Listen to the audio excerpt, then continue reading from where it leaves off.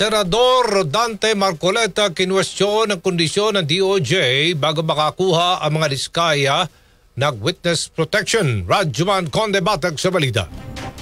Nagtalo rin sina Senator Rodante Marcoleta at Justice Secretary Jesus Crispin Remulla kaugnay sa paghingi ng kondisyon para maisailalim sa Witness Protection Program o WPP ang ilang resource persons tulad ng mag-asawang kontraktor na sina Curly at Sara Diskaya. Sa pag-a-apply ng mga diskaya para sa WPP sa ilalim ng DOJ ay hinihingi na ibalik muna ng mag-asawang kontraktor ang mga nakulimbat na kickback mula sa Ghost Flood Control Projects. Iginit ni Marcoleta na wala sa batas ang restitution pero katwiran ni Remulla, wala man sa batas pero ito ang morally right na dapat gawin ng mga diskaya na hinihingi din ng ating mga mamamayan. Sa tingin din ni Remulla, ang kinasangkutan na krimen ng mga diskaya ay financial crime laban sa mga Pilipino at sa bansa at sa bigat nito ay tama lamang na hingiin nila na ibalik ng mga kontraktor ang kanilang mga kinuha bago madesisyonan na bigyan ng proteksyon. Secretary, restitution will come after.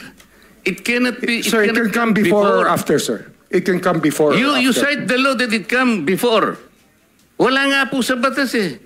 Huwag po ninyo babaguhin ang batas, Mr. Secretary. We are operating on a unique set of facts, and we are all of these matters are being evaluated because the gravity of this financial crime cannot be underestimated, and that the more assets that we're able to preserve at the outset, the better for our country, sir. Nagbabala si Marcoleta na maaaring madisbar si Remulla dahil sa mistulang pag-amyenda sa batas ng WPP. Iginagalang naman ang kalihim ang opinyon ni Marcoleta at gagawin pa rin nila sa DOJ ang sa tingin nila ay nararapat. Kasama mo sa DZXL RMN Manila, Rajuman Conde Batag, Tatak RMN.